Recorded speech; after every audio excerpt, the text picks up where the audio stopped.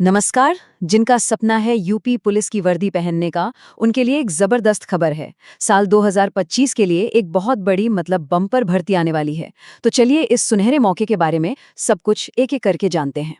तो सबसे पहले वो नंबर जिसका सबको बेसब्री से इंतजार रहता है, वैकेंसी कितनी है?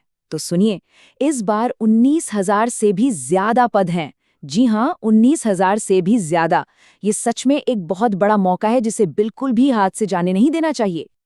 अच्छा, तो इस मौके का पूरा फायदा उठाने के लिए क्या-क्या पता होना चाहिए? चलिए, अगले कुछ मिनटों में हम सब कुछ समझेंगे। एलिजिबिलिटी से लेकर एग्जाम पैटर्न और जरूरी कागजात तक हर जरूरी बात पर नजर डालेंगे। तो सबसे पहले बात करते हैं कि ये यूपी पुलिस में भर्ती होने का कितना बड़ा मौका है। और ये जानने के लिए सबसे पहला सवाल यही आता है कि कौन-कौन इसके लिए योग्य है, यानी कि एलिजिबिलिटी क्राइटेरिया क्या है? देखिए, सबसे पहली और सबसे जरूरी चीज है पढ़ाई। इस भर्ती के लिए जो बेसिक क्वालिफिकेशन चाहिए वो है सिर्फ 12वीं पास। मतलब अगर 12वीं पास हैं तो समझिए पहली सीढ़ी तो पार हो गई। अब बात करते हैं उम्र और फिजिकल स्टैंडर्ड्स की। देखिए, जनरल और ईडब्ल्यूएस कैटेगरी के लिए उम्र है 18 से 22 साल। वहीं ओबीसी, एससी और एसटी कैंडिडेट्स को यहाँ छूट मिलती है, तो उनके लिए उम्र सीमा है 18 से 27 साल। हाइट की बात करें तो 168 सेंटीमीटर चाहिए। लेकिन हाँ, एसटी कैंडिडेट्स के लिए इसमें भी छूट है। उनके लिए सिर्फ 160 सेंटीमीटर है। और सीने के माप में भी एसटी वर्ग को इसी तरह का रिलैक्सेशन दिया गया है। अच्छा, एलिजिबिलिटी तो हो गई। अब आते हैं सिलेक्शन प्रोसेस पर, जिसकी शुरुआत होती है रिटन एग्जाम से। ये समझना बहुत जरूरी है कि प्रोसेस का सीक्वेंस क्या है। याद रखिए, सबसे पहले होता है रिटन एग्जाम। जो लोग इसे क्लियर करेंगे, सिर्फ उन्हीं को फिजिकल टेस्ट के लिए बुलाया जाएगा।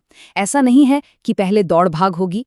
अब आते हैं एग्जाम के पैटर्न पर, मतलब किस सब्जेक्ट से कितने सवाल आएंगे। और यहाँ एक बहुत ही इंटरेस्टिंग चीज है। कुल 150 सवाल होते हैं और उनमें से सबसे ज्यादा करीब 55 सवाल सिर्फ रीजनिंग से आते हैं। सोचिए, इसके बाद जनरल स्टडीज से 38, हिंदी से 37 और मैथ्स से सिर्फ 20 सवाल। तो ये बिल्कुल साफ है कि तैयारी करते वक्त रीजनिंग पर सबसे ज्यादा ध्यान देना होगा। एग्जाम से जुड़ी कुछ और बातें भी जान लीजिए।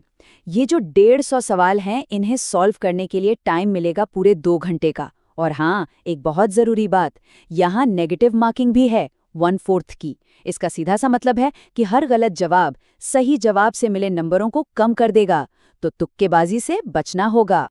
चलिए, रिटन एग्जाम क्लियर हो गया है, तो अब बारी आती है फिजिकल टेस्ट की, मतलब मैदान में उतरने की। और फिजिकल टेस्ट में ना एक बहुत बड़ी राहत की बात है।